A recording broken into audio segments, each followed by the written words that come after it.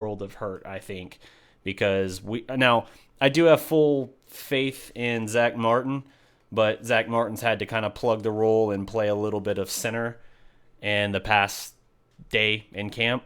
And again, full faith in him, but that makes you weaker. Part of why we're so confident that Connor Williams can drop in and be a day one starter for this offensive line is because he was going to be sandwiched between Tyron and between Frederick. So now if Frederick's gone, yes, again, Martin is still a great, in fact, I would argue at his position, Martin's better than Frederick is at his in terms of where they rank for their position in the league. But that's neither here nor there. Both dudes are massively important to the Cowboys and their identity. And if you have to move Martin, then you're going to have to bring in someone else to fill that. And it hurts the line overall. It makes you weaker than you really need to be on what's supposed to be the single greatest strength of your offense. So, really of your team. So that's concerning there if it's the case. But again, it sounds like everything's okay in the case of Travis Frederick. He just needs rest. Fine. If he's good to start, then no worries. But it is still a noteworthy thing because we're talking about a guy who's never missed a game. And it shows that even with as healthy as Dallas has been, it only takes one significant injury to completely alter your perception of the season. So, sounds like they dodged a bullet there, and that's good news. Shout out on the page. I'm pulling up, by the way, the other pages as well I know we're live on Facebook and everything. I've got here in front of me on my phone the Law Nation 2.0 chat. So anyone who's in there, if you got questions, if you got comments, let me know. I'll see them. Weird showing myself to the camera. But I'll hit you guys up. Big Game James says he'll be here in like 10 minutes. So right now we rolling. Let's see. Shout out to Young Wilson. Law, what's up, bro? You're not posting as much. What's up? So, yeah, if you're following on Law Nation 2.0, then you should be good. You should still be getting all his content. He's still been doing work, man. Nobody works harder than Law. Like I'm convinced of that. All of us are out here grinding, whether it's me, whether it's Big Game James, Silver and Blue as a whole. But Law, dude, that dude goes live all the time, always giving great updates and content. That dude's legit. Nothing but respect to Law and everything he does. But yeah, so if his content amount is slightly lesser right now, I know he's out of town. Maybe that's having a slight impact, but from my perception, it looks like he's still hitting on all his normal content workload. So let's see. I'm checking in the chats here on Law Nation 2.0. Virginia's Finest, what's up? Let's see. This is the fun of when I have multiple sources and I'm managing this on my own until potentially Law, and Big Game James jump in. So I did see that Nick Foles sounds like he blew out his shoulder today. That's a huge question for them, for the Eagles, simply because Carson Wentz might not be ready week one. So if Foles, the Super Bowl MVP, is not ready either, that could have a big impact on the start of their season, whether it's rushing Wentz back earlier than he's ready, or if it's having to plug in, who would their third string guy be? I don't even know. I mean, he's third string. He's going to have to be their starter. So that could be a big opportunity, not advantage, but an opportunity for Dallas right off the bat there. Salute, Virginia's Finest. Looks good on my end. Salute from Vegas. What's up? Hey, Emmanuel, what's up? Domino, what's up? Let's take a look here. All right. And guys, for those watching on Facebook, I will be on the Phantom thread on Facebook if you guys want to message there. I will try to bounce back and forth through some of these chats as we go, but until I get my co-host here, I got 3 chats in front of me, and that's about the most I can manage simultaneously here without bogging down the stream. Somebody ratted out Law, long story. Talk to him. He'll be back soon. Yeah, Law's content will be fine. Don't worry about it. He's still going to be doing his thing on Law Nation 2.0. You'll still find him on all the Facebook pages for our network as well. And he'll be back on his standard Law Nation page sometime mid-November. But everything's good in that regard. Dallas Lee. So we'll be looking at like the Eagles losing Foles. Yeah. Again, Eagles losing Foles, that could be significant for them, getting them off to a slow start, or having to kind of jeopardize Wentz, frankly, having to rush him back earlier than he's probably ready. And if that's the case, man, that's a really dangerous spot for them to be in. Because if there's one dude you don't want to jeopardize, it's a guy that is an MVP caliber athlete. He probably was going to be the MVP last year prior to his injury. Let me see here. Looks at this. Nice little turnout here on the Phantom page. Uh-oh. I got an echo effect. Hold on, let me turn that off. Mute. I think we got it. Cool. Let's see here. Esteban Garza from Dallas. All right. Woo! Rock and replenish from Maryland. That's what's up. Hackenberg is the third string, says Dallas Lee. Dallas, thank you for that. Nice name, by the way. I dig it. I particularly, the Dallas prospect, dig that. Wow. So if Hackenberg is the guy they got to roll out with, that is not a good sign for them at all. That's not great. Shout out here to John Misak, G. Garcia as well in the Phantom chat. Any info on Martin has experience in center in college and high school? Yeah, so they've been running, with Frederick having to miss, they've been running Martin at center in practice. Yes, he does have experience there. I even think that he would be serviceable there, but it's still a step back for the line as a whole because it's not Martin getting to play to his strength, and it's obviously missing Frederick, another perennial Pro Bowler who, as I said earlier, has never missed a game. And part of why you feel so confident with Connor Williams being a day one starter is because you look at the idea of him being able to come in and play alongside Tyron Smith and Travis Frederick. So even though Zach Martin is still a great athlete in his own right, if you're having to remove him from that equation, it looks like I'm lagging here. I think I got too many windows open. But if that's the case, I'll shut off one of those comment things here and try and multitask on my phone, I guess. If that's the case, then it jeopardizes what you can get from Connor Williams a little bit. I think Connor Williams would be really good, but part of why I've been thinking he's really good is because he was going to have really a perennial Pro Bowler in Tyron Smith, and then another one and a much younger one. Frankly, actually not younger. That's not a way to put it. Because Tyron, even though he's been around forever, is really not that old just because he came into the league so young. But in terms of years in the league, physically on the body young, Travis Frederick next to him as well helps that a lot. So, let's take a look here. Guys, Foles never even went to the locker room. It's not that serious, says Manuel. Interesting. Okay. I'm only operating on what I'm hearing in the comments on that. I have not seen any real update on Foles, so if it's not that serious, good for them. They dodged a bullet. Barbara Martin, shout out. What's up? Maybe Hackenberg set up like Dad did in 2016. That was snarky, but I get sick of Philly trolls dissing Dak. Okay. Yeah, I can understand that. DDP, Dez going to Cleveland. He signed the Browns helmet today. Better say goodbye to him now. I don't know what the better say goodbye to him now thing is. Like, he's been gone for 4 months. So, yeah, Dez going to Cleveland looks like a certainty. If that's the case, good for him. Honestly, I say this all the time. I think he's got a lot left in the tank. I'd like to see him go somewhere and be successful. He'll probably take a 1-year deal with Cleveland just because they don't know what's going on with their Josh Gordon situation, which, by the way, have they ever known what was really going on with that situation? And with that being the case, it makes sense from a talent perspective. And, for him, it puts him with Todd Haley, a good mind as far as offense is concerned. So there could be serious help. There could be serious help there for him and his cause as far as reestablishing his value. If he has a good year there, whether with Tyrod Taylor or whether with Baker Mayfield, if he has to go in, he could still have a solid year. I don't think they're going to be anywhere near the playoffs. Browns have won 1 game in 2 years. So I honestly think that maybe super optimistic for the Browns this year. 5 wins.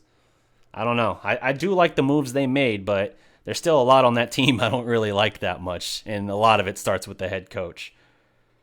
Let's see. That's because they have an injury tent now. DDP, I said that because some Cowboy fans want him back. Oh, okay. Talking about the say goodbye to him. Yeah, no, Dez has never been a potential return to Dallas.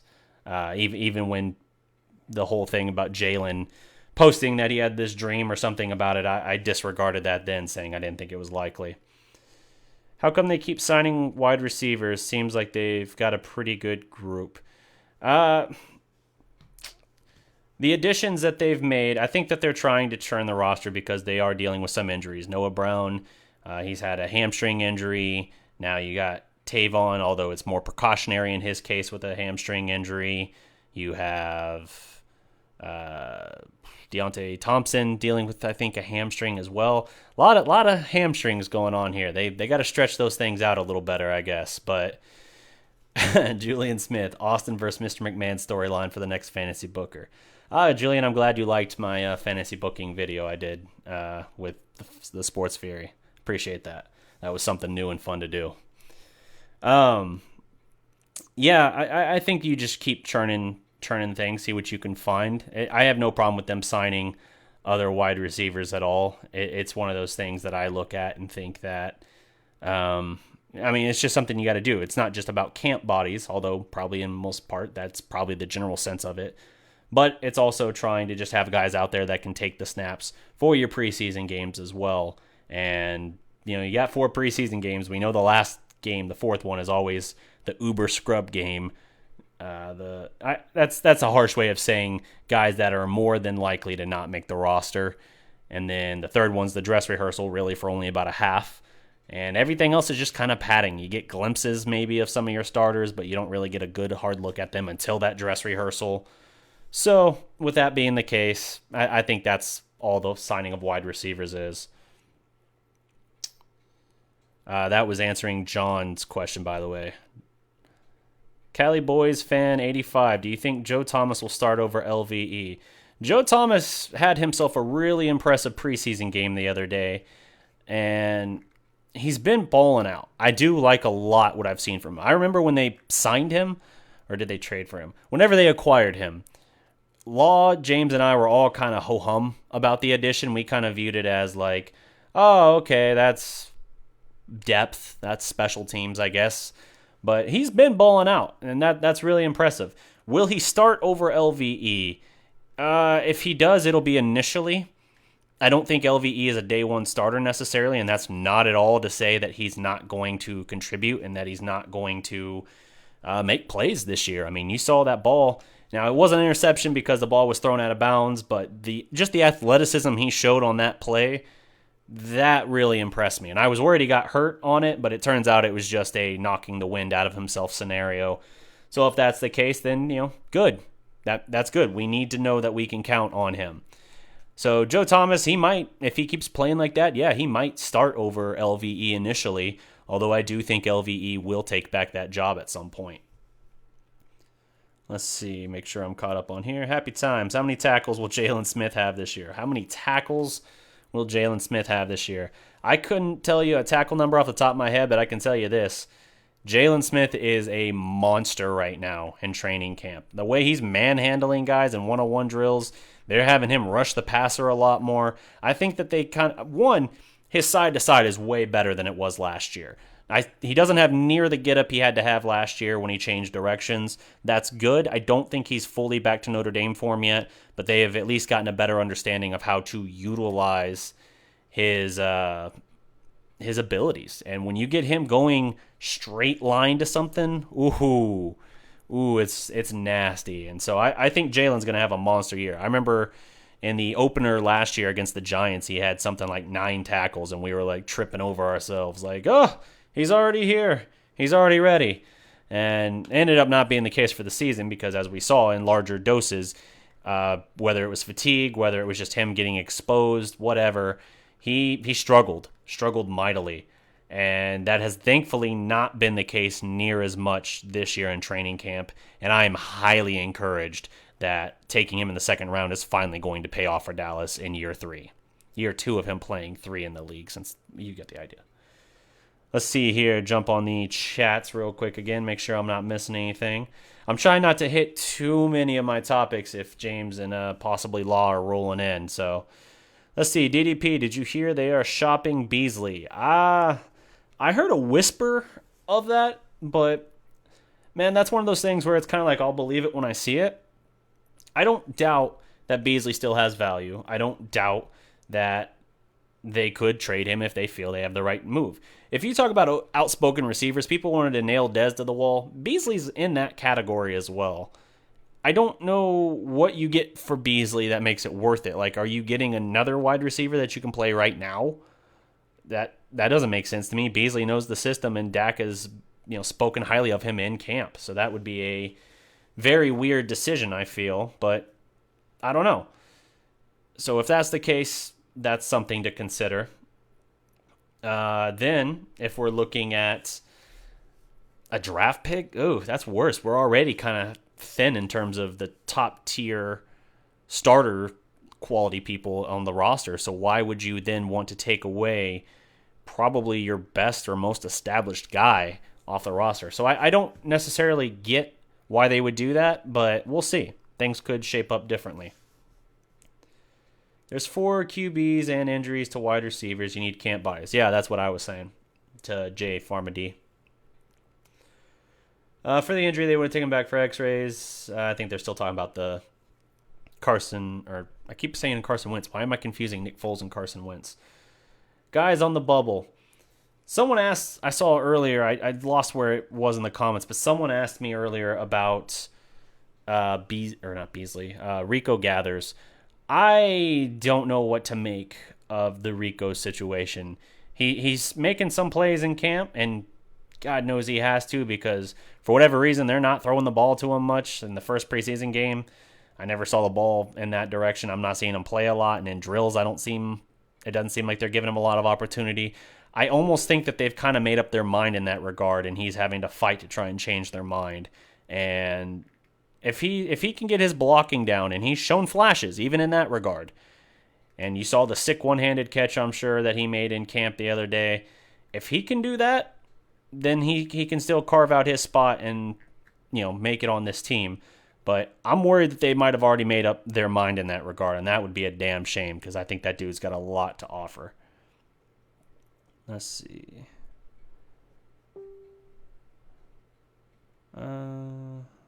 Looking through the Law Nation 2.0 comments here.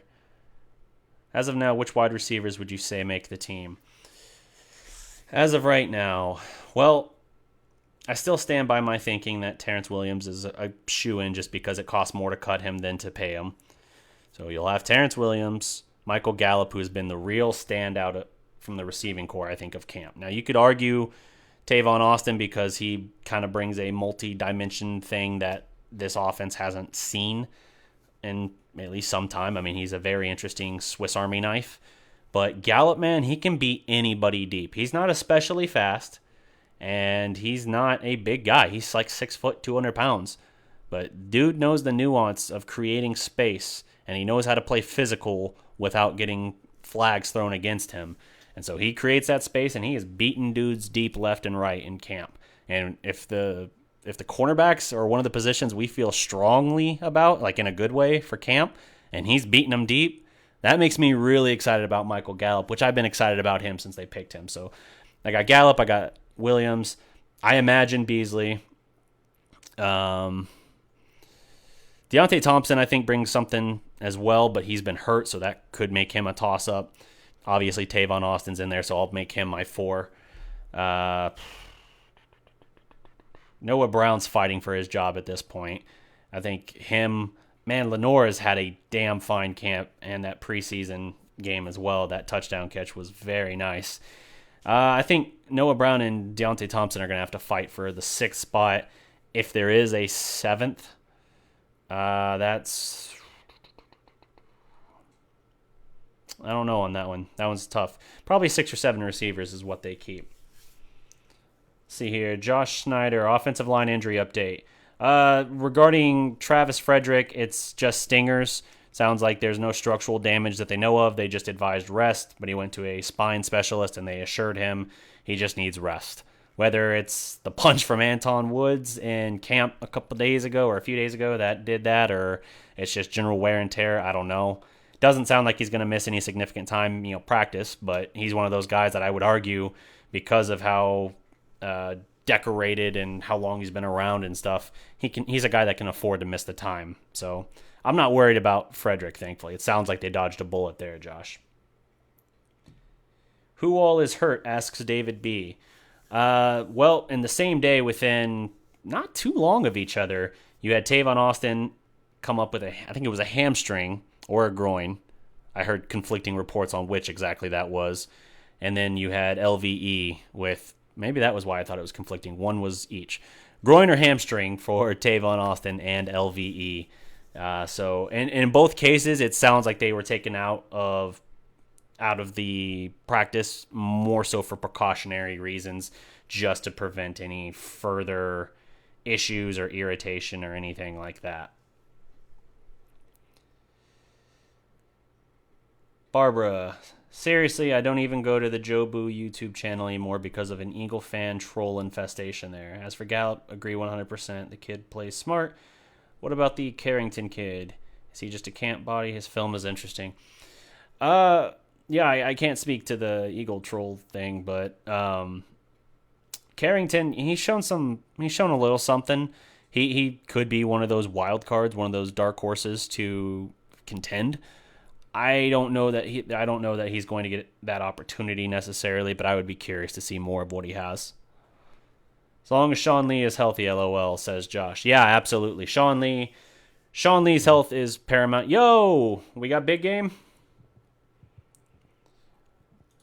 Let's see here. While big game gets set up, I'll have his James, I got your mic muted just for the moment until you're set up, and then once I can hear you, they just can't. So whenever you got your setup ready, let me know, and I'll activate it here for you. So let's see here. Jump back into the comments. Stevie Mac. Yo, and we got Law. You guys just let me know when you're ready. Man, this party's about to be hopping. All right. Yeah, I hear you, man. Yep, we hear you. I guess I should let Law answer that question since I'm talking to nobody as far as the viewers are aware right now. Let me... You can hear me? Yeah, I can hear you, fam. Okay, I'm in here. Finally. Sorry. I just got in from work. All right, let's see. I don't even know what's happening with that graphic. Well, that's not what I want. What up, y'all? What's up, fam? How you doing? I'm good. How you doing? Good to hear y'all. Get this set up here. One sec, guys, while I get the stream updated, but I got you both. They can hear you as well at this point, so it should be good in that regard. All right, so we got Law and Big Game James here. I'll get the on-screen graphics ready. Guys, how you doing? Now it's a valid question if you can hear me, apparently. Yeah, I can hear you, man. Okay. Yeah, I can hear you. Cool. All right, well, I was just talking about some of the injuries along the offense right now. Well, I guess LVE is obviously not offense, but the update on Travis Frederick, it's just stingers. He just needs rest. Nothing too concerning there. I'm not worried about him. And then with regard to LVE and Tavon Austin, some combination of hamstring and groin. Sounds like both of them were treated a little more precautionary as far as them coming out. You guys got any thoughts on that? Well, hell, man. I mean, Travis, man, he gonna be all right, man. I think that it was just a little stinger. This guy gonna be out there. He gonna be live like 95. I'm not even worried about this offensive line. We gonna be all right. Yeah, I think so as well. I think the offensive line will still be good, for sure. I want to see what they can do with regard to, part of why you feel good about Connor Williams coming in starting day one is because you're sandwiching him between Smith and Frederick. So obviously if Frederick were to be missing any time, that would then put a little bit of a strain on him. Now, again, Martin's good and he has experience at center in college and high school, but it's still a little different. It's a step down as far as Frederick in that regard, you know?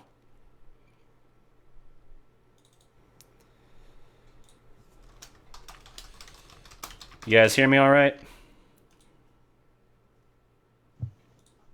All right.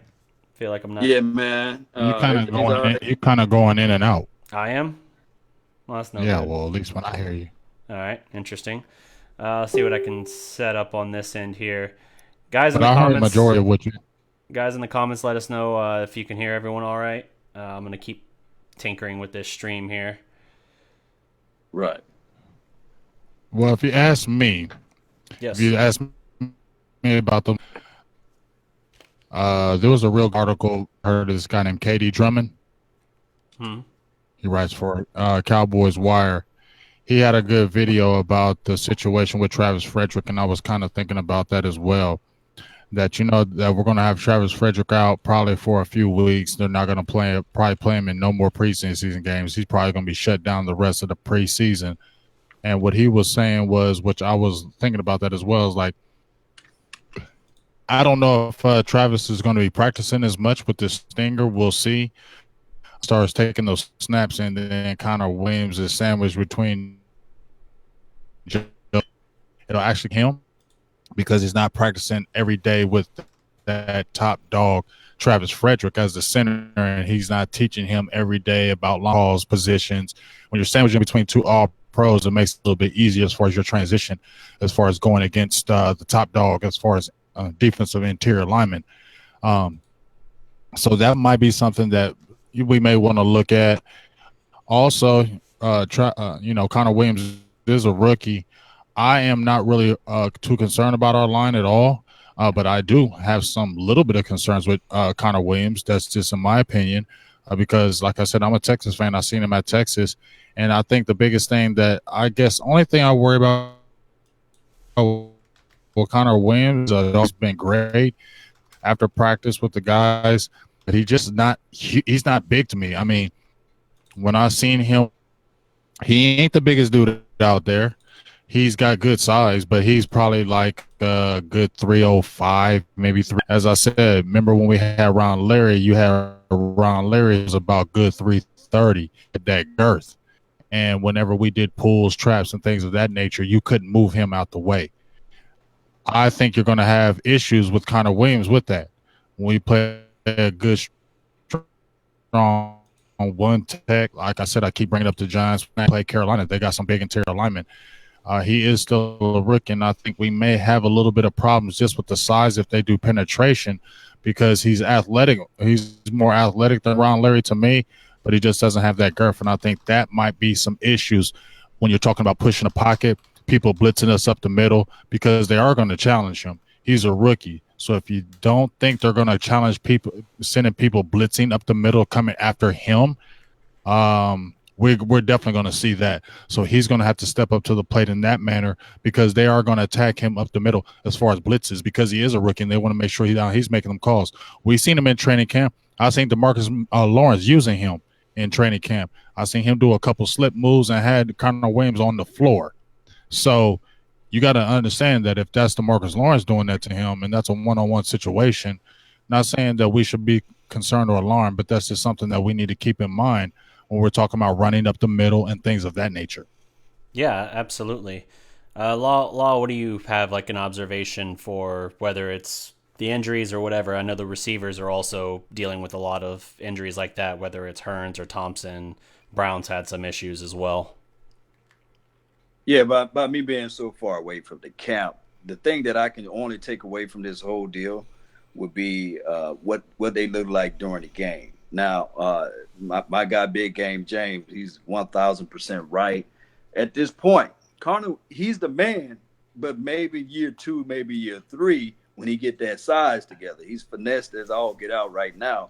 And the blitzing fars up the middle, I just hope that, the rapport and the continuity that will develop maybe week 3, maybe week 4 with that. Because one thing that Tony Romo used to say, that as long as I can see the player coming, then I know I have a chance. But the biggest problem that we have with the Dak Prescott of the world, and I love Dak. Remember, This year the gloves comes off. But the biggest problem that we might have is him going through his progressions. Mm-hmm. And trust me, the interior of that offensive line, we have to keep the pocket clean. I don't know that if Dak Prescott is at that level to say, okay, I can pick a team apart knowing that I got a guy crashing down on me. I don't know if he's there yet. So that's my biggest reservation. But then again, I'm not out there in training camp. I'm not out there in practice. So I can only wait to see what happened during the game. All right, cool. Yes, sir. Hey, and just a little side note. Mm-hmm. Yeah. You mentioned a little bit about DDP, about Brown and Thompson with them injuries. Yep. They're going to be out, I believe, a week. So I believe next week they're going to still have some injuries as well. So they're becoming farther and farther behind the 8 ball, because I don't care how much they like you. If you're not on that practice field, other people are getting work. And that McKay kid. Hey, James, when is cut day? I got to find that out. I don't know exactly every week when. They got to get that roster. Yeah, they got to start doing that. So I think they're going to probably start them cut downs probably after this, because they only got a few more games after that, right? Right. So they'll start getting, honestly, they'll start getting rid of those players that ain't never going to make the team. But that McKay kid from Cincinnati, the 6'4" kid, wearing Austin's number, he's out there doing work. And I'm not going to say that he's going to make the team, but now you see a KD Cannon who has all that speed that we've been talking about, that we've been needing. Yep. He might all of a sudden may rise up and now, because Noah Brown was the darling last year, but Noah Brown hasn't been on the field at all this year. So whatever you did last year, you can't rest on this year, especially when you were a 7th round pick. Last year, we didn't have everything set as far as the receiving core, so it was good for him to slide in. Now we don't have anything set, so now his position wasn't set like it was last year. He's got to get on the field because you got these other guys, and McKay isn't a small dude. He's 6'4", and you saw what he can do as far as the high point in the ball. You see he can get up there. So it's going to make it interesting. KD Cannon's starting to sneak up in the lineup. It's going to make it interesting now when we're talking about Cuts Law and DDP. Because if you're injured and you can't get on the field, Dallas Cowboys just can't keep you because of what you did last year. Exactly. Right. I think Noah Brown is absolutely in significant trouble of being cut. And I'm curious as well, who do you think is, if you had to pick a wild card as far as the receivers, whether it's KD Cannon or someone like that, who would you say has put himself in the best position as far as a wild card to make this roster? It's still too soon. We got to wait to this game, and we got the dress rehearsal. You can say up to this point though, if you really wanted. Right there would mean everything. And then on top of that, these are the two things that we need to take a look at out of all these wide receivers. I don't care who they bring in, Tupac and Biggie. They can bring in anybody they want to. But this is the thing.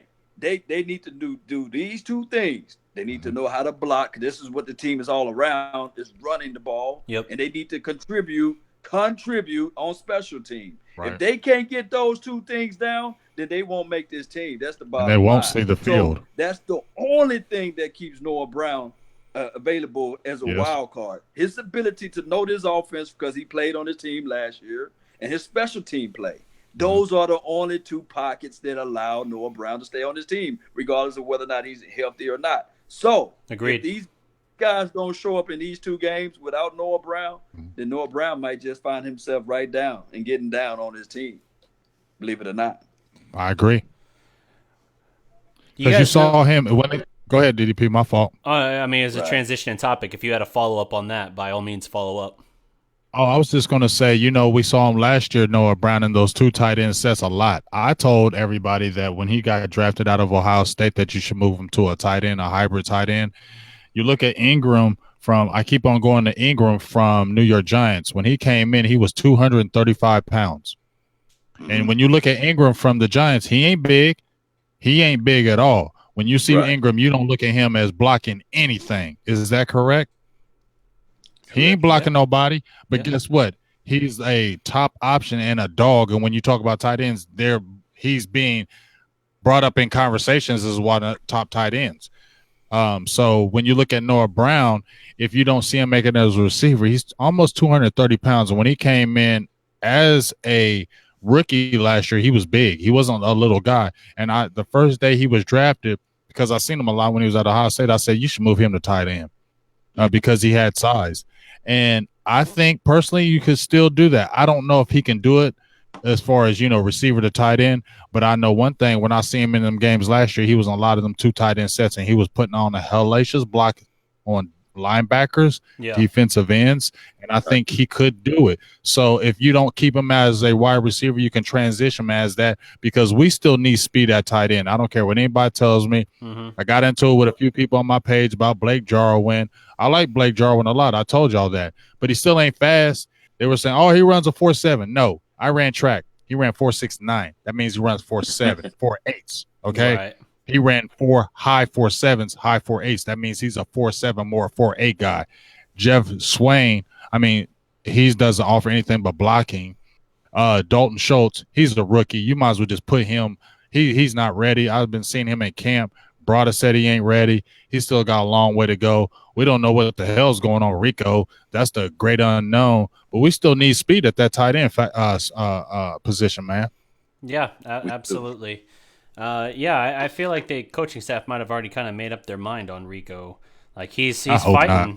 He's fighting. I mean, you saw the one-handed catch the other day. You saw even him blocking well on certain plays as far as practice, and those have been 2 of the big things for him. You know, he's got that raw athleticism, and he's got that big basketball frame that goes up and gets the ball. That's you gotta do that if you're him, and he made that happen on that play. That element's been there. It's just a matter of doing it consistently with regard to practice.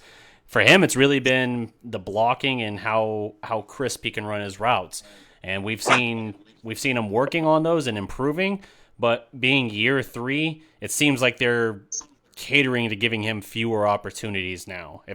Catering less to giving him opportunities is kind of how it seems. And I'm worried they might have already made up their mind on him. And, it'd be one thing if this is his last camp anyway, as far as the Cowboys, but to make up your mind this early, I think would be a mistake. No doubt.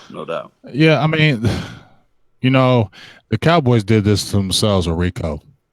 You know what I'm saying? Mm-hmm. I feel like they did this to themselves with Rico, and maybe Rico did a little bit as well. I'm not gonna lie. I went on Rico's. I follow him on Instagram, right? Yeah. One of his Instagram pages got hacked. So I went and looked at, I'm really not a nosy person, but I was very nosy. Hacked. Gotcha. So, I'm not a nosy person, but I was very nosy on this. And when I looked at a lot of his photos, I'm not judging, okay? I'm not. But when I went on a lot of his photos, I didn't see no football. I see nothing but his producers are rappers, a lot of rapper stuff, a lot of just a lot of entertainment stuff. I didn't see football. Now y'all gonna say, oh, so what, he can have a life. I get it, but that is to me telling. I feel like maybe he likes that more than football, and this is my personal opinion about it. Just like with Cole Beasley, you know what? Cole Beasley quit on the team, right? And Cole Beasley wasn't making a lot of money, so that rap money can fund you, and it's good to have a side hustle. And I don't know if Rico, he could be using that money to keep his money, his side hustle going. And if it doesn't work, he's got that going for him. I told everybody before, Rico Gathers is not going to go somewhere and catch 50 balls somewhere else every year. He's not. Right. But he could go somewhere else and like a San Diego or somebody with a veteran quarterback and get touchdowns, because he might not do it with us because Dak is not a Phillip Rivers or a Drew Brees or something like that. Yeah, I was going to say that. Imagine him in New Orleans. Yeah. I mean, you get him with a great quarterback, he's going to ball out because they're going to know what to do with him. Dak's not going to probably look for him like that, and that's why he's not going to be as successful maybe with us as he may be with another team, because they may utilize his skill set that we may not. Yeah, exactly. But that's the other side of the coin too as well. With that, if we look at it like this, even if he do go to another team, who would they put on the bench so they can put him out there? I feel you. I mean, it's been going on 3 years now. So I don't think that we can just say, okay, he's going to go to another team and ball out of control. He going to have to take somebody else's spot off that team. And I don't think teams got, longitude and latitude just to say, I'm going to get a guy that's going to be able to just be utilized in the red zone or what have you. So, I mean, if Rico's not committed, like you're saying, and not saying we just saying it's not saying that this is factual. Right. We just donation. We saying, gotta always right. say We just that. seeing. We just seeing from our eyes. We just saying that maybe his commitment to the game is not where we want it to be. Mm-hmm. And hell, you should have some type of football stuff up there. I mean, but it is what it is, man. Give me somebody out there that really wanted the ball. That's all I'm saying. But I like Rico. See the problem is Law and DDP, and we all can probably agree on that. It sucks because he's really just a red zone threat more than anything else. You get inside that damn 25-yard line, he's going to be lethal. You know what I mean? Mm-hmm. But the problem is when we have that 46-man game day roster, you're going to keep him on there just for that. That's the problem. Yeah. Because he's not going to start. And he's not gonna, he's not getting significant time now. So when are you really gonna use him?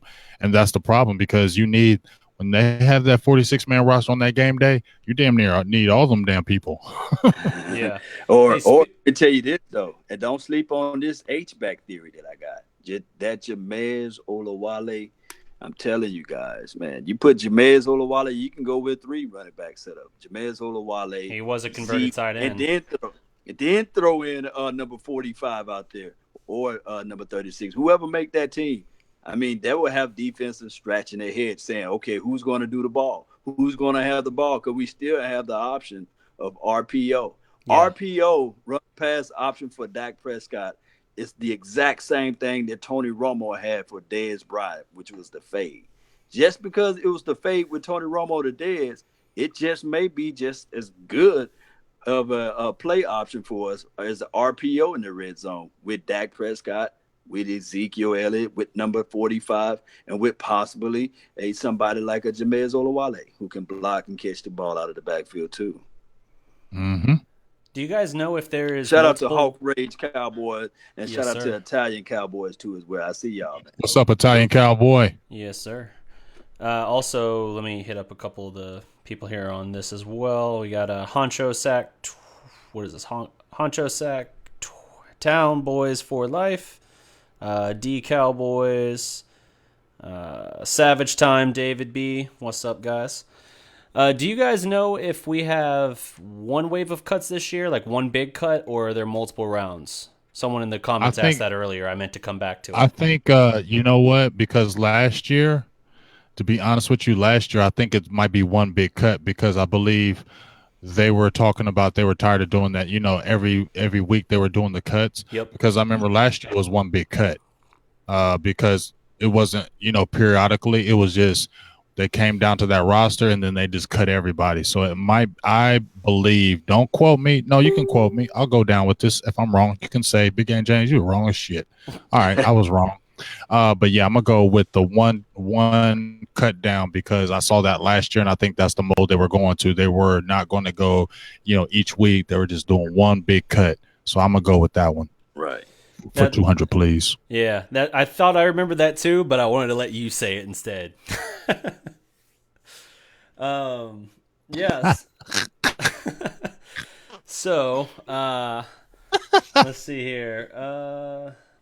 There was another question I wanted to see if I could find it. Someone was asking as well regarding the. Let me see. I talked about them damn linebackers. The chat just rebooted on my stream.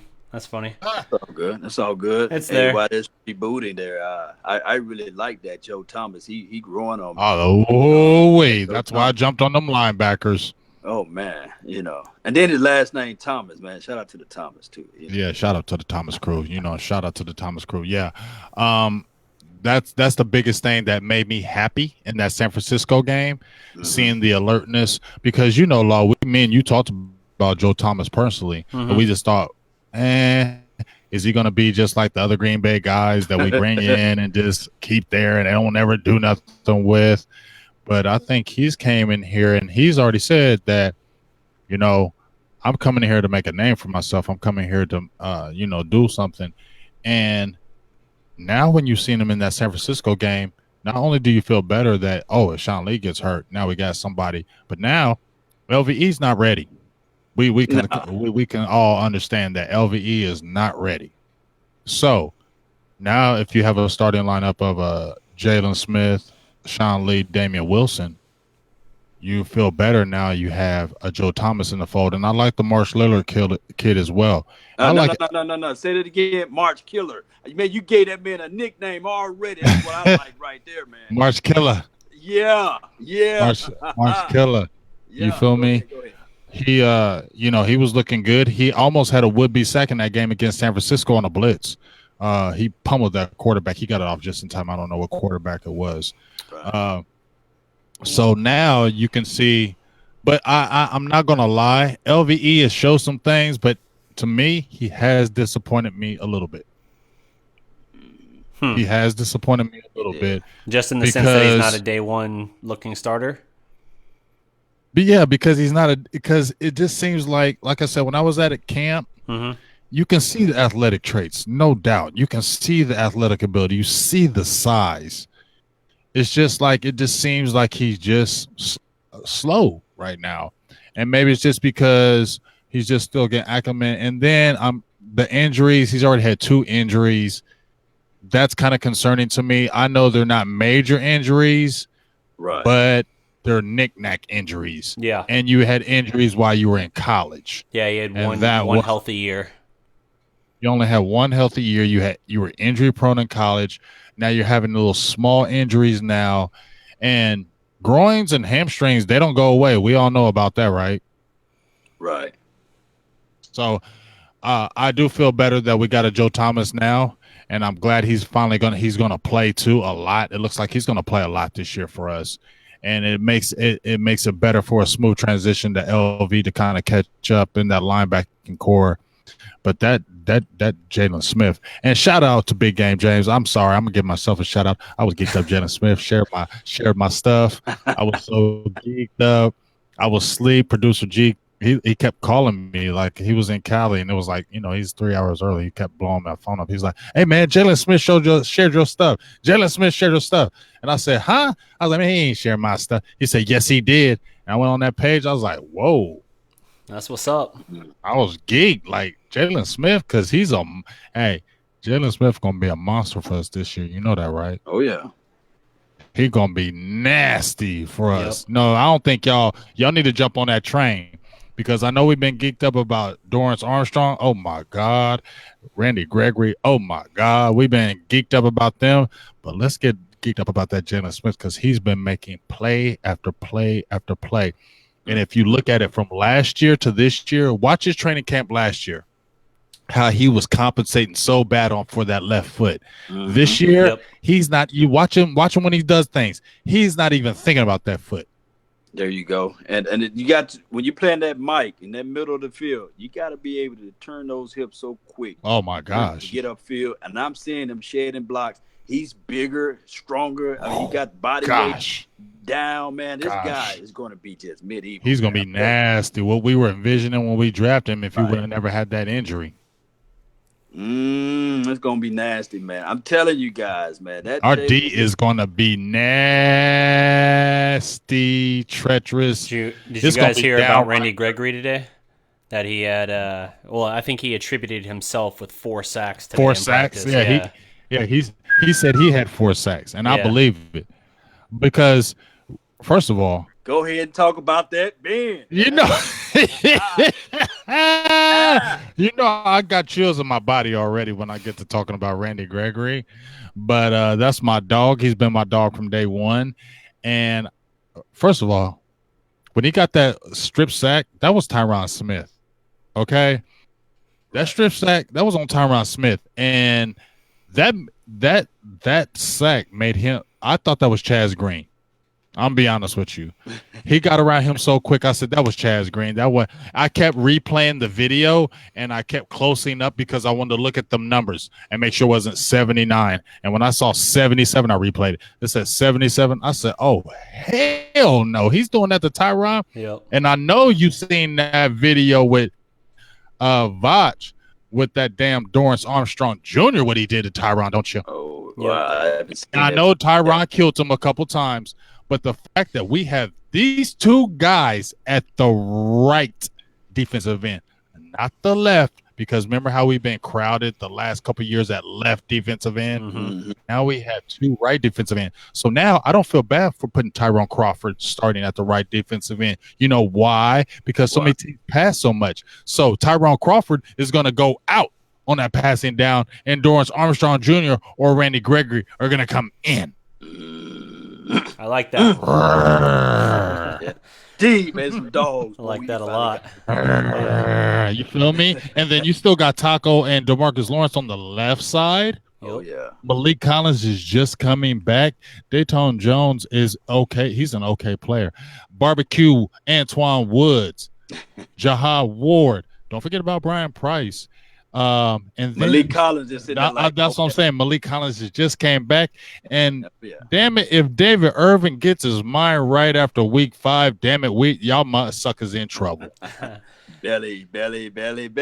So Hey. you heard that Randy Gregory was reaching out to David Irving, right, regarding just the whole rehab process and everything like that, trying to get your mind right. Oh, yes, sir. I heard about that, man. Educate me, enlighten me on that. I definitely heard that. All that I've heard on it is that it was apparently well received, to whatever that means. Like, just I guess David Irving took the advice to heart, as far as we know, and hopefully he can apply that to some degree. Because as far as I know, he's still in rehab, right? Like he's I know he's not at camp. Yeah, I know he's not at camp. But yeah, he's still in that situation, and yeah, he's got till week 5. But I mean, we need to get him there in whatever capacity that we can, or at least get him working out. You know, in that regard, make sure he's ready when the time comes. But yeah, if they get him back, this defense is going to be just slick nasty, and it's going to be ridiculous. Super nasty. We all know it. Hey, my guy Brian Bradford said, tacos. Anybody? What about Taco? Taco's going to do his thing. I mean, Taco's going to have a good year, but as I said before, this is what I want y'all to look at. All right?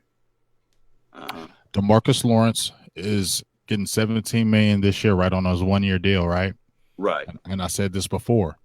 Taco Charlton is a left end. They're going to put him at right end probably maybe sometimes to get him some work, but he's a left end. Don't let anybody tell you he's a left end. Okay. So, if DeMarcus Lawrence, which I think he is going to have another sensational year, DeMarcus Lawrence is very good. I don't care what anybody says. His hand placement, his hand fighting is damn near second to none right now. So I think he's going to get them 12 to 14 sacks again. He might outprice himself next year because he's going to be commanding $20 million a year next year. So what I said was that Taco, you don't think these players talk to each other? You don't think they talk to each other about contracts and things of that nature? And you've seen DeMarcus Lawrence and Taco Charlton been hanging out with each other every day. They've been working out all the time. So you don't think they're talking about contracts, and you don't think DeMarcus Lawrence like, look, I'm trying to get mine. You got to get yours. So if I leave Dallas, you're going to be second up. And guess who's going to slide in that starting left end position if DeMarcus Lawrence outprices himself? Taco Charlton is. So I mean, that's the design of the whole situation. You build up the young guys, and once you can keep 1 or 2 high-priced guys along the line typically, but Dallas, the way they spin on the offensive line, it might only be really one main guy on that defensive line that they can pay, and then everyone else, you just have to keep the system churning and keep the young guys running through. So it's not a bad idea, and they've got good depth there, even though I don't know that you look at anyone right now and say that they are right now what DeMarcus Lawrence is, but we'll see. Maybe this time next year we feel differently.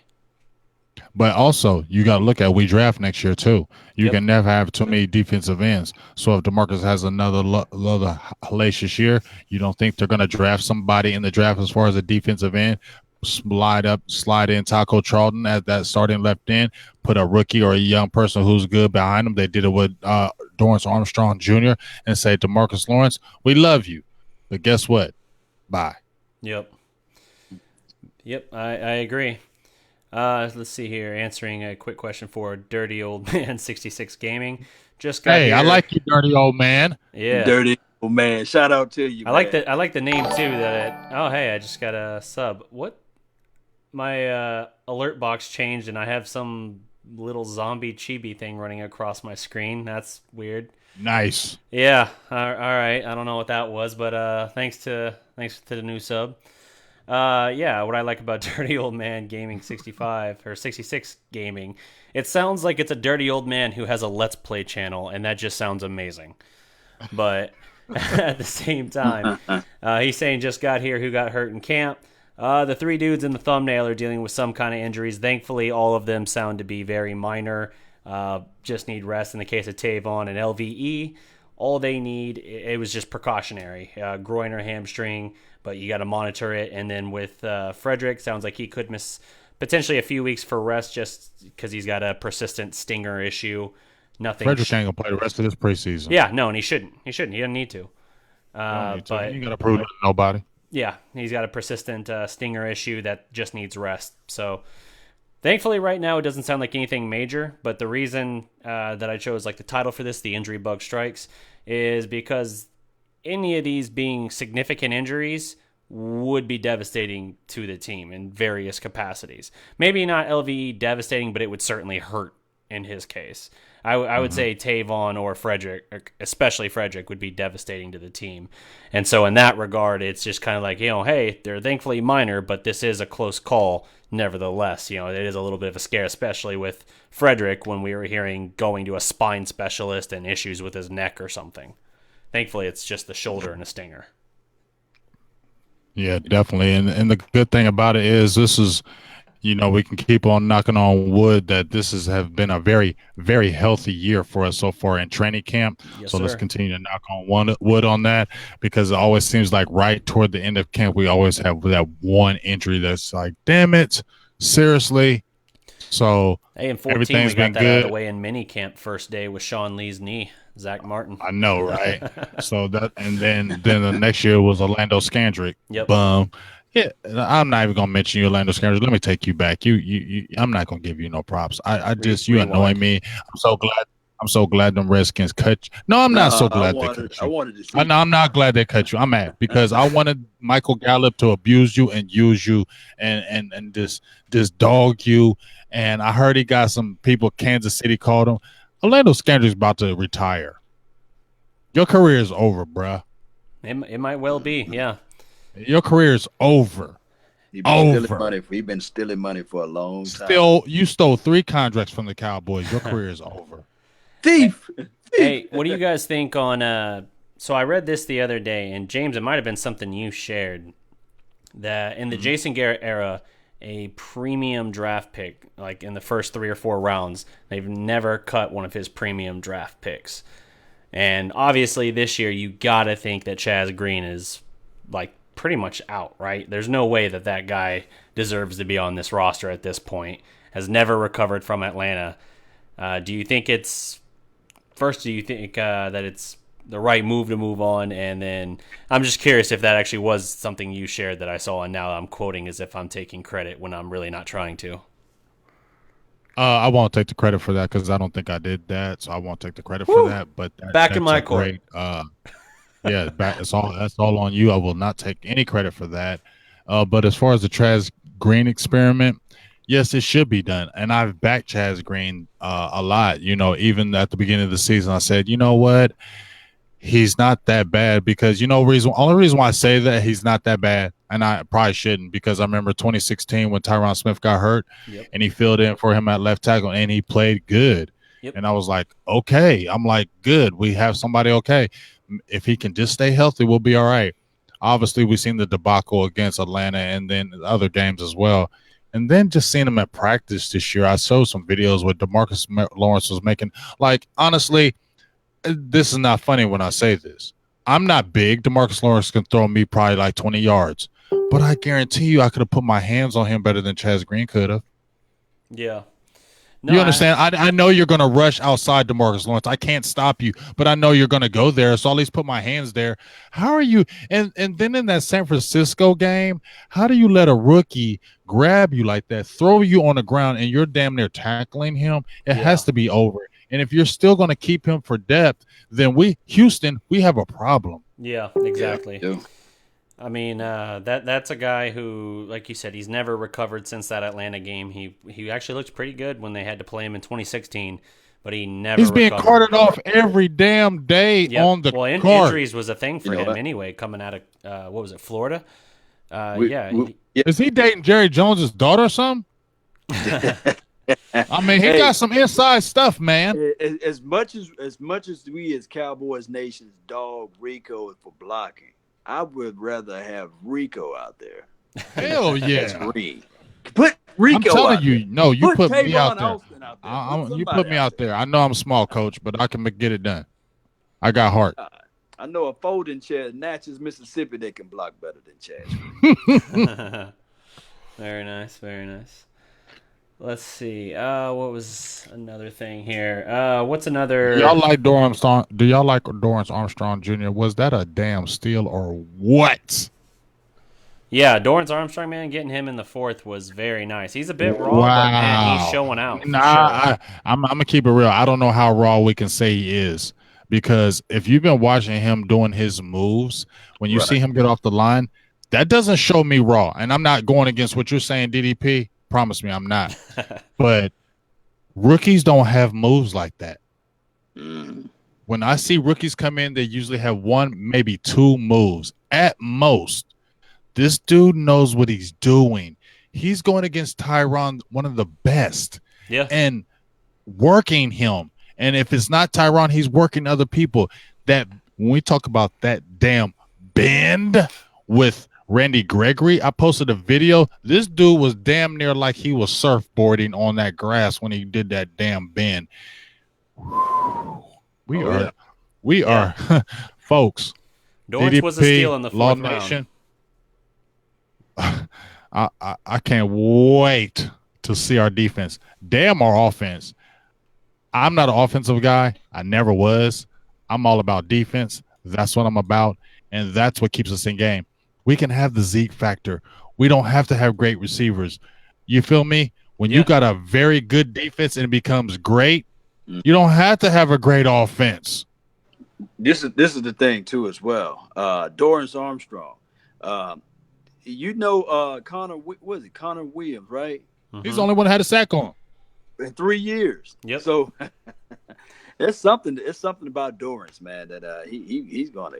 I don't know what jersey. Anybody in the chat box, put down what you expect his jersey number to be, because he said he's not gonna roll with 74, right? Oh, I have no idea. He can't roll with 74. That's Bob Lilly. Hell, if dress rehearsal, if he gets 6 sacks, man, let him roll with 74. I don't know, because I'm gonna keep it real. I'm gonna keep it real. Maybe I'm old school, but when I saw Cheeto with 33, I felt some kind of way the whole year. When he went to Morris Claiborne's number 24, I felt so much better. I felt like, yes, you don't, because that's Tony Dorsett, man. I mean, know. You feel me? Like, Cheeto, I like you, but that's Tony Dorsett's number, dog. Yeah. You can't have it. I mean, I never watched Bob Lilly, but that's Bob Lilly. And I get in a training camp. They got to find another number for him. But he's representing 74 pretty well right now, though. He is repping it. I will not say that. You are right about that, Mr. Law. No doubt, man. No doubt. I just can't wait to see this game coming around, and I can't wait to dress rehearsal. Who we got for dress rehearsal, by the way? Who do we have for game 3 of preseason? I can look that up. I know we got Cincinnati next. Cincinnati is next. Then you got dress rehearsal. Law knows my prep is only on the next week, and he's making me go 2 weeks ahead. We got a Cardinals. Cardinals is the dress Cardinals. rehearsal. Then we Okay. got Texans for the last one. Hey, that's a perfect dress rehearsal. If we're gonna have any good dress rehearsal, the Cardinals are a perfect team because they suck. They have a lot of Cowboys players. You know that, right? They Yeah. got Bryce Butler. They Yep. have what was the Ben Wiki? Oh, I think okay. that Yeah. they have him, the That guy. cornerback, and I believe they have a lineman too. You know who I saw the other night? I I saw want them to Joey go Ivy. get Orlando. They need to go get Orlando Scandrick then. Remember we had Joey Ivy? He got a Yeah. fumble touchdown. He scored a touchdown the other day. I Nice. don't know who. No way. Mhm. Yeah. I thought I saw Lucky Whitehead on TV earlier today. Isn't he still with the Jets? Yeah, he's doing kickoff return. Hey, James, the U in the chat is asking why Dorrance fell so far in the draft, like fell to 4th. Kansas, that's why. I think I think because Kansas doesn't help. I think because it's Kansas and because he only had a half a sack the whole year. Yep, he had injuries in his junior. No, was he a 4-year guy? It's Kansas, so you would think, right? He was a 3-year guy. 3-year, okay. His sophomore year, he had 10.5 sacks. Yeah, he was a beast his second and to last everybody year, was and then everybody was injuries. talking about him. Yep. But they changed the scheme because they got a different coach. So they changed the scheme, so he wasn't rushing as much like he was before. So that took a lot of his rush ability. So he was more setting the edge, making more tackles, kind of like the Charles Tapper syndrome. Remember when he was setting the edge a lot more and he wasn't really rushing the quarterback? Right. And he was at Oklahoma. I think that's why, because he dropped from 10.5 to a half a sack. So you know how evaluators look. They look at sacks. So they look at your production. So if they see you went from 10 sacks to 0 sacks, they think you fell off and they think you're not the same player. So they think don't draft him as high because he's not the same player. You got to look at schemes. You got to look at coaching. You got to look at assistant coaches. You got to see who put them in those positions, because if they're not putting them in the correct positions, that can hurt the player, but that doesn't mean the player is bad. Right. And then think about this too as well. Like teams do look and scouts do look at what school you come from. I know a lot of people are not going to say it. Yeah. They do.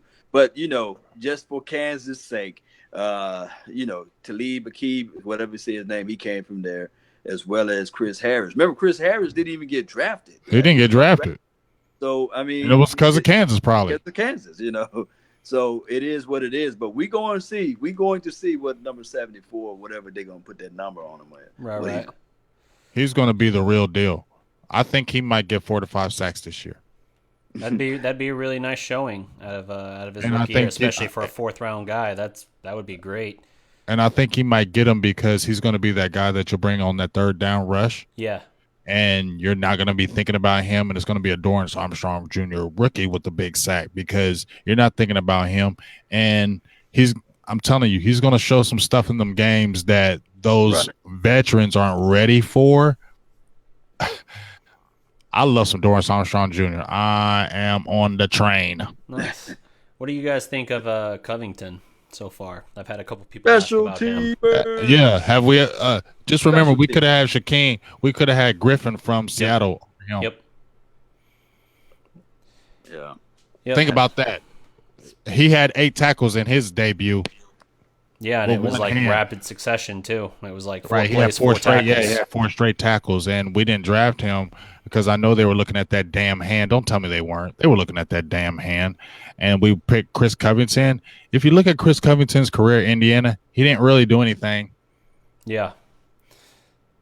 And now he's just going to be a special teams guy, or he might get cut. Like he might get cut. Man, too much pride. They ain't gonna fall on the sword for that. You're right. They won't do it because of sword, but what is he really going to offer us? You feel me? Like they were talking. I said that he was going to be a special teams guy. They were saying he was showing up a little bit. I said, okay, maybe so. But then guess what? He's a special teams guy. Like I said, when he drafted him, I was right. Right. And look at how can he beat out? How can he beat out Damian Wilson? He ain't beat nobody on that damn roster. You feel me? We could have had Shaquille. We could have had Griffin, dog. No doubt. Damn, Griffin would look good on his team. Oh my God, will he look good with us? Wow. Are you serious? Yeah. They're looking at that damn hand. I seen him at the combine. The dude has size. He pushed up freaking 20 freaking reps with one hand. They had the special contraption for him to do the bench press. 20 reps of 225 with one freaking hand. Man, get out of here. Yep. Did you guys see that Nick Foles had a significant shoulder injury today? Undergoing Uh-oh. more tests. Let's see. Or a Schefter report just came out on it. Eagles quarterback Nick Foles will undergo tests on his shoulder Friday, saying he feels pretty good. So it sounds like in his case, I mean that's significant for them. He can rest, though. Yeah, but that's significant for them because there have already been some reports saying that Wentz might not be ready week 1. So if it's not, unless this is just a scare, like if it is somewhat significant, that could make. I mean, what are they running out there? Hackenberg for the first couple of weeks. Yeah, If they that's the picked up case, Christian Oh, Hackenberg. Lord. talk about a way to pick up a couple quick Lord. wins in the division. Not like in the division, but you know what I mean. Like get out to a head start Please potentially let if you him. handle Please your let him business. start the first. Please let him start the first 2 games. They 0-2. Yep, I agree. If Hackenberg's your guy, you are in significant trouble. You ain't winning no damn games. Yep. And I can already hear the Eagles now. You know, cry, Eagles, cry. I can hear them though. You know, I can hear them already. You know, talking about we gonna wake it to the Super Bowl. It's different. It's different when you got the target on your back. It's different when you're on top of the mountain. Now everybody coming after you. Yeah. So Exactly. it's And different. It's a different type of flavor. Well, it's the different type of flavor because everybody knows you're the Super Bowl champ. So you're gonna get for your 16 game season, you're getting every team's best game. Mm-hmm. When you were the year before, when you weren't the Super Bowl champions, they were looking at you like you're the Eagles.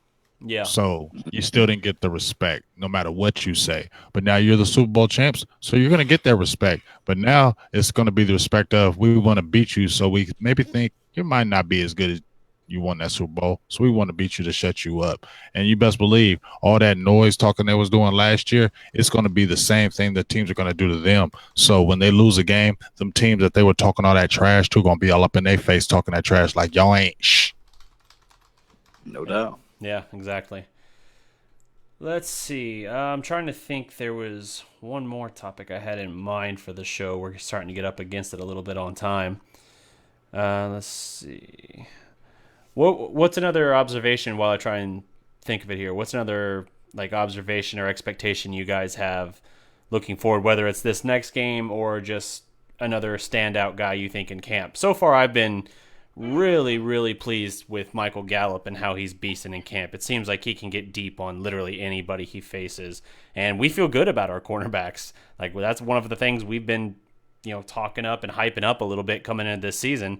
And it seems like even though he's not blazing fast, he can get deep on anybody, it seems like. Yeah, let me ask you this, big game, James. I don't know if you touched on this. You was out there. What is the move for the Cowboys on Cole Beasley?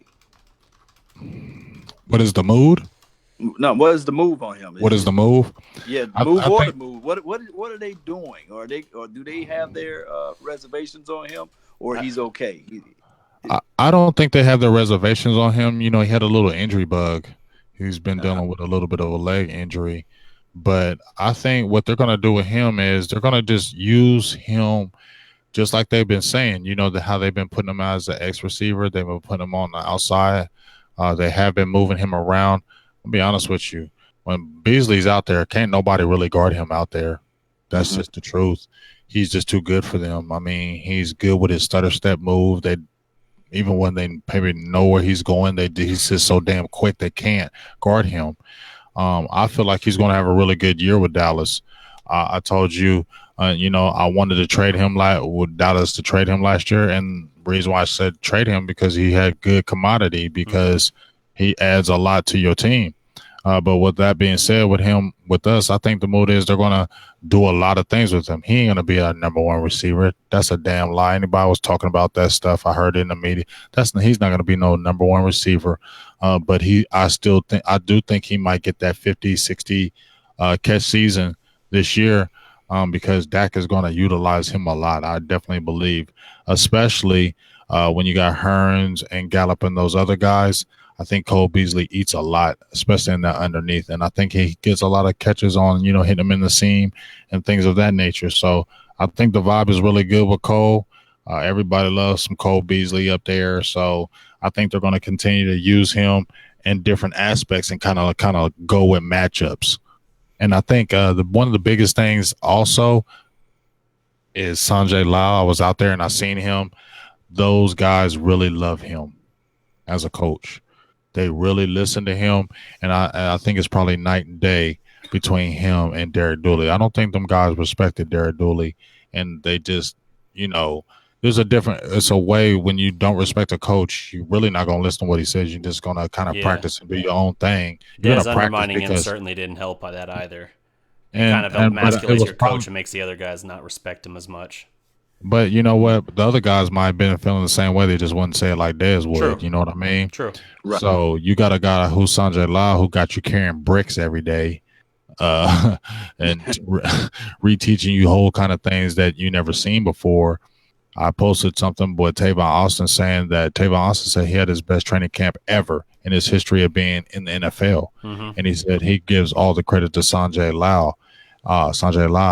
And I think a lot of the guys, you're going to see it. I think the reason why people are dogging our receivers because we don't have a big name, but Sanjay is going to come in there and really show a lot of people why he's a good coach and why he's going to be a hot commodity. And we're probably going to have to pay him some money because we're going to lose him to some other teams because other teams are going to see how improved he got our receiving core and they're going to want him.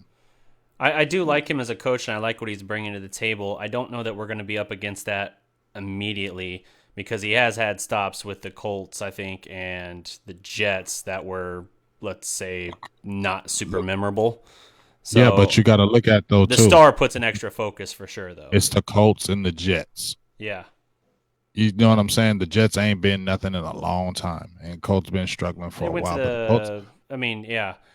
The Rex Ryan had them in 2 AFC championship games, but outside of that, they haven't won anything in a long time. And even that's probably what Colts receivers weren't bad though. Ago? But when you look at the Colts receivers, Colts didn't have bad receivers, and when they did get receivers that came on their team that weren't top dogs, he did make them better. Yeah. Yeah, because T.Y., he had problems, man, coming out of college of getting off the jam, getting out of the league. Yes, yeah. He made those receivers when they came. He's made receivers better, and I think he's made our receivers better because of the reteaching. We didn't have a lot of teaching going on. You heard Beasley and them saying that we're being taught.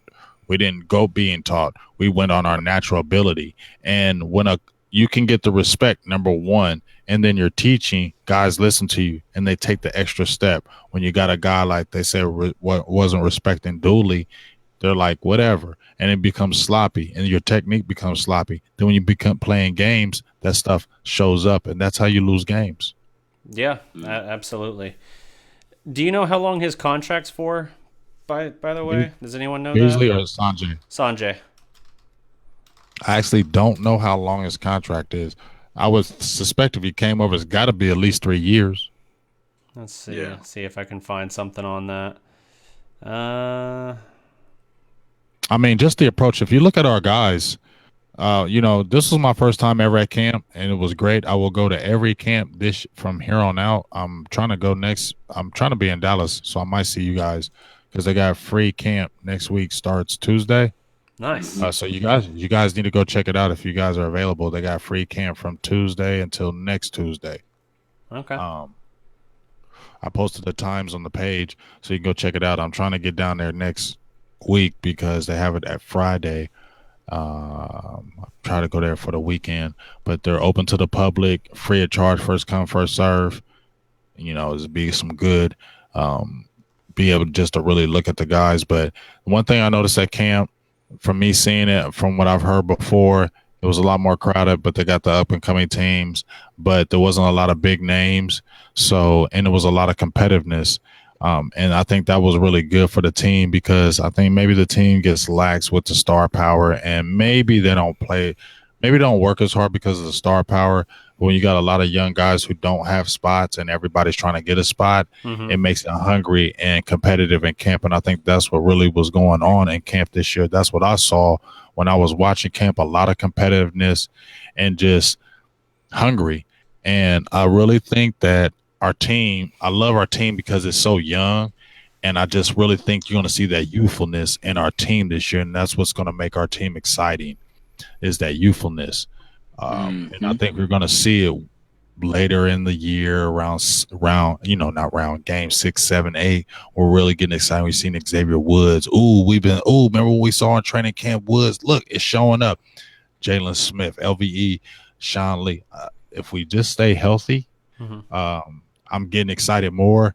Now is the time to me, more than anything else, fellas, is Jason Garrett can shut up all the critics. This is the year. I mean, this is his year, guys. I mean, is it not, guys? This is his year to shut everybody up because I feel like we have it to go. It just needs to be the coaching, make the critical calls, timeouts, moves, things of that nature. Adjustments. Calls, exactly. Seeing things, it's got to be that because we have the team that can do it. I believe that can take.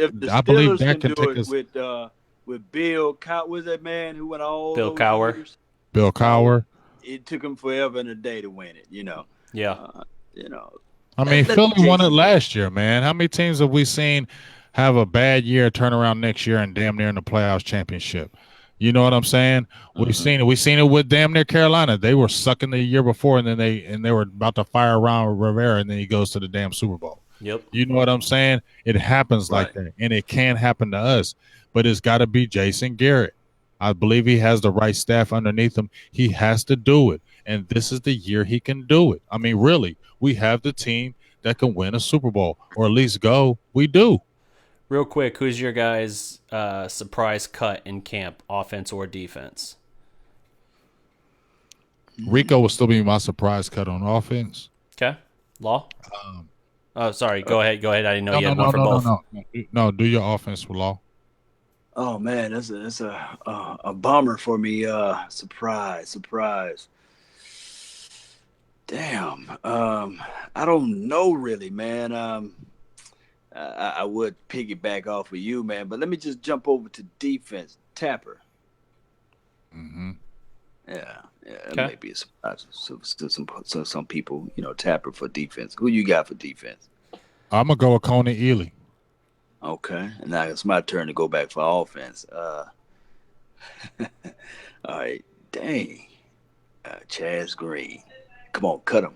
I don't know if that one's a surprise. That's a celebration. That's a celebratory. That's a celebration right there. Let me see who gonna go on his offense. Help me out, chat box, man. The flame. Go with Noah Brown. Noah Brown for 100. Okay, that would be a surprisingly a cut there. Yeah, Noah Brown. Because a lot of people like Noah Brown. I roll with that. I knew I should have gone first between the two of you. You took all my answers. You know it. I was like, I'll even have one or two backup prepared, and then both of you took them out. Like, damn. I think Coney Ealy. It's okay to piggyback. I think Coney Ealy is definitely the guy that I'm most worried about. Them talking about moving him to defensive tackle, just because he's getting outplayed by some of these younger guys on the edge.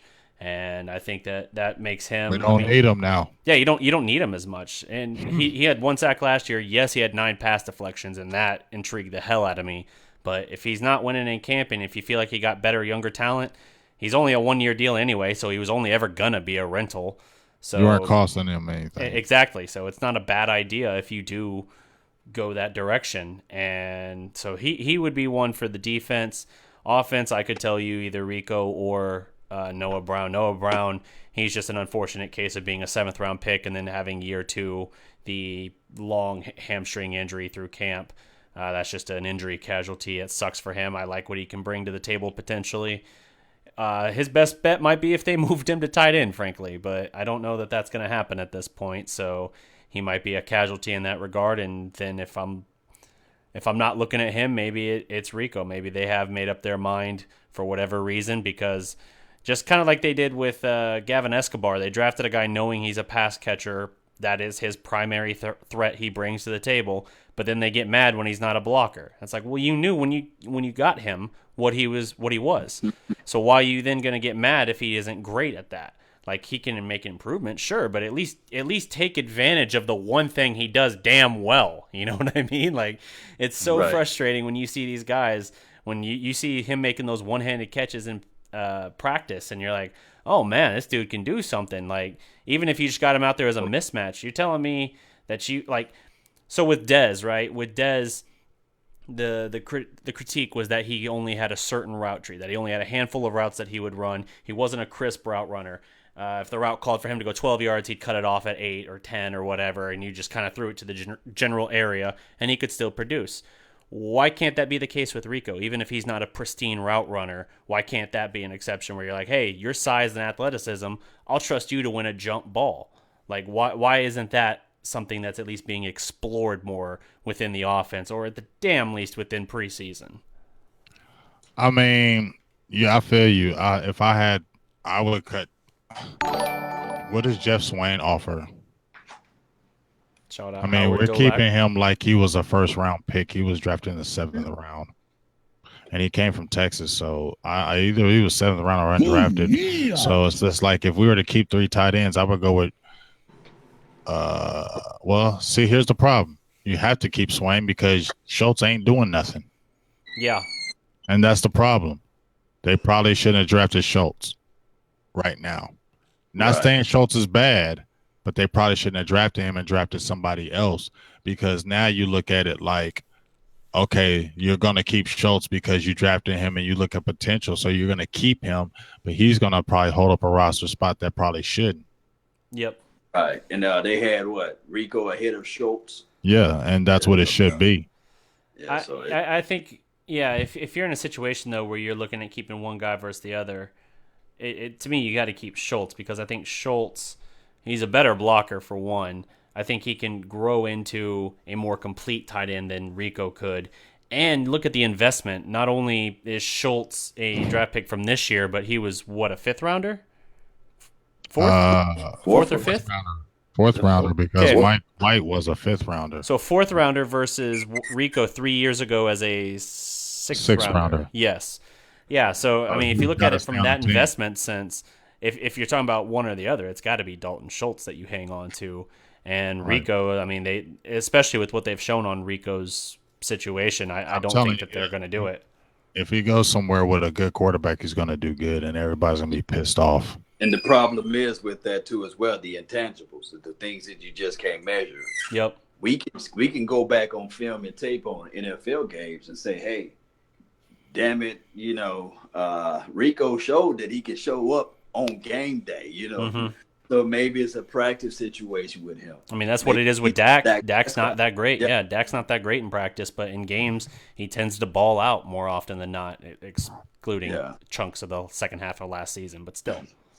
So if you put like a blind look at everything, and you'll say to yourself, okay, Rico or Schultz, I'm going to lean towards the 6'7" guy that looks more athletic, who showed me something.